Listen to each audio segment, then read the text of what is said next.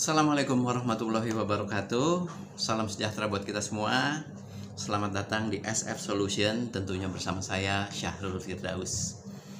Video-video saya sebelumnya mengangkat mengenai sertifikat kompetensi kerja pariwisata dan juga travel agent. Nah, sekarang saya akan membahas masih adakah travel agent yang hidup pasca pandemi COVID-19 ini. Ikuti pembahasannya sampai selesai karena cukup menarik nih ya. Tapi jangan lupa like, comment, share, and subscribe. Oke? Oke, travel agent selama pandemi COVID-19 yang lalu, mungkin sampai sekarang itu terpaksa tutup. Karena apa? Tidak ada transaksi yang bisa dilakukan karena penerbangan berhenti beroperasi, kemudian hotel juga pada tutup, ya. Kemudian wisatawan pun tidak ada, perjalanan dinas pun juga tidak ada. Nah, ini jadi tidak ada yang ditangani oleh travel agents. Maka travel agents terpaksa harus tutup, ya.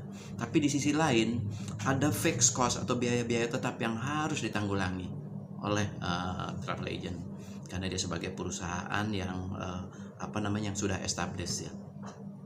Mulai bulan Maret itu para travel agent sudah mulai me-WFH-kan, work from home. Jadi meminta karyawannya untuk bekerja dari rumah untuk menghemat biaya, ya.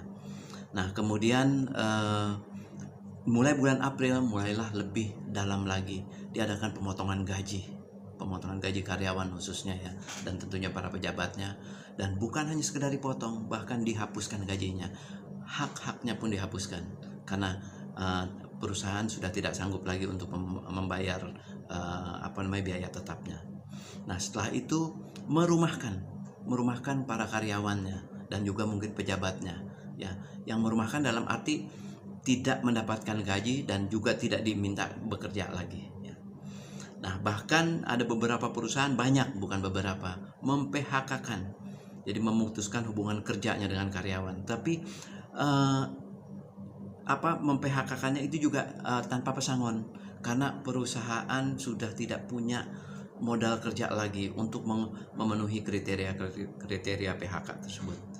Nah, jadi hanya perusahaan yang masih bertahan hanya menggantungkan kepada pemilik atau pejabat-pejabatnya yang loyal tentunya, ya. Nah, masih adakah travel agent yang masih mempertahankan nama perusahaannya?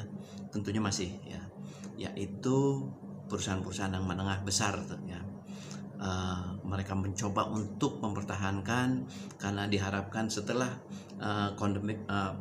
COVID-19 ini pandemiknya selesai atau menurun, mereka akan mengoperasikan lagi.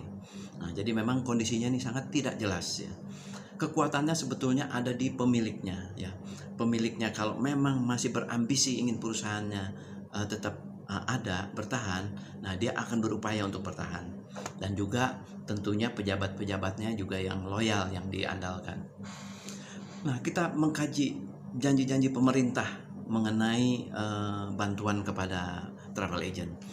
Rapat koordinasi antar Menko, ya, tanggal 26 Maret 2020, ya. Kemudian juga hasil rakornya dipertegas oleh Menteri Keuangan Ibu Sri Mulyani pada tanggal 1 April, ya, yang akan memberikan stimulus dan relaksasi untuk semua industri, termasuk juga sektor pariwisata dan juga termasuk travel agent di dalamnya.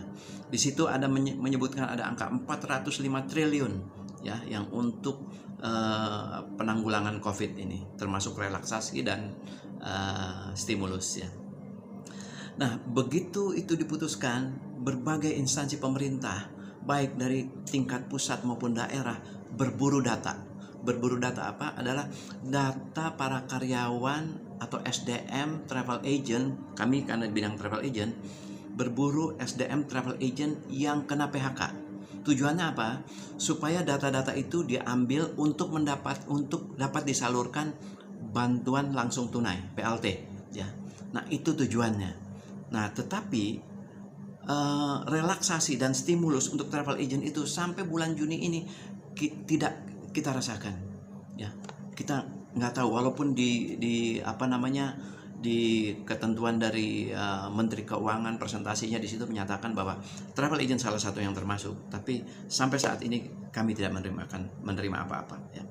Nah, padahal travel agent itu adalah pendukung utama di sektor pariwisata. Nah, sementara pariwisata sendiri menjadi pemasok devisa nomor 2. Jadi pemasok devisa nyaris terbesar, bahkan kemarin itu sudah digaung-gaungkan menjadi tahun ini akan menjadi pemasok devisa terbesar.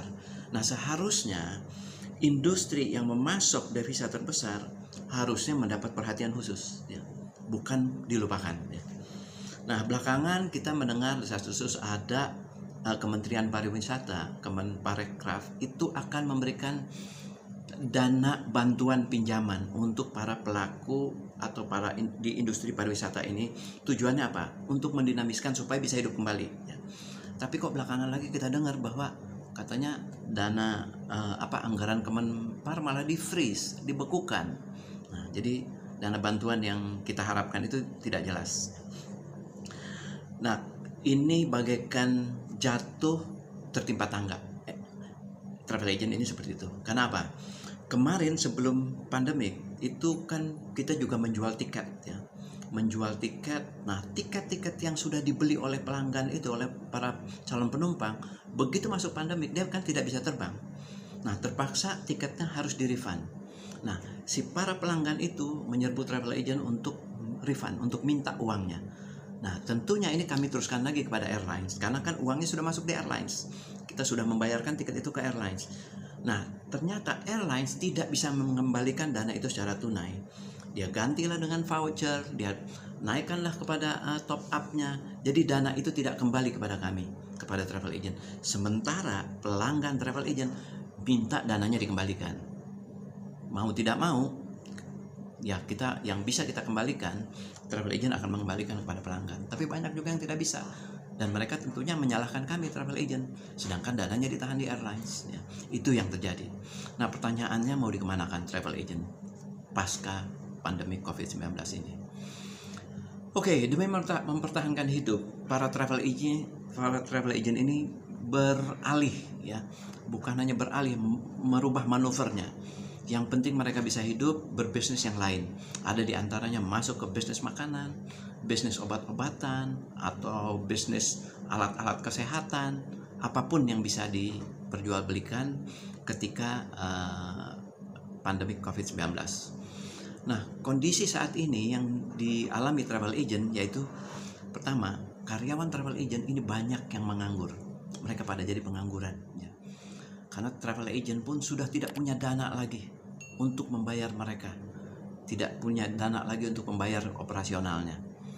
Nah, memang ini sangat dilema.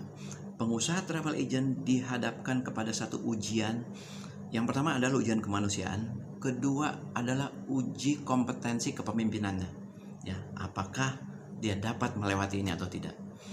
Nah, mungkin untuk pengusaha yang egois tentunya ya dia dengan mudah dia bisa tinggalkan saja perusahaannya. Untuk apa dia pikirkan lagi gitu. Tapi untuk pengusaha yang bijak dan manusiawi, dia tetap akan berupaya supaya travel agentnya bisa beroperasi lagi setelah pandemi COVID-19 ini. Beberapa waktu yang lalu, Astindo melakukan survei kepada pelanggan travel agent tentunya ya. 89% para pelanggan travel agent ini menyatakan setelah pasca COVID-19 ini mereka menyatakan akan mengadakan perjalanan lagi, dan mereka bilang travel agent adalah masih institusi yang penting buat mereka untuk mengurus perjalanannya. Nah, memang balik lagi pertanyaan, masih adakah travel agent yang masih hidup ya, pasca COVID-19? Kita sama-sama tahu bangsa Indonesia ini tergolong bangsa yang tangguh, pemberani, dan bahkan nyaris nekat ya. Nah, jadi mampu menyesuaikan keadaan di berbagai kondisi ya. Itulah bangsa Indonesia.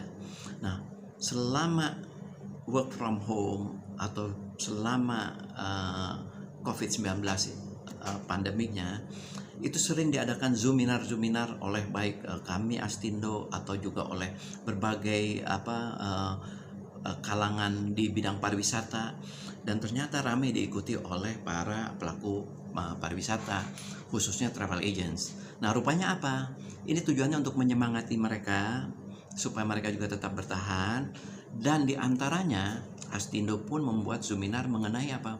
Mereka menyiapkan action plan mereka pasca COVID-19.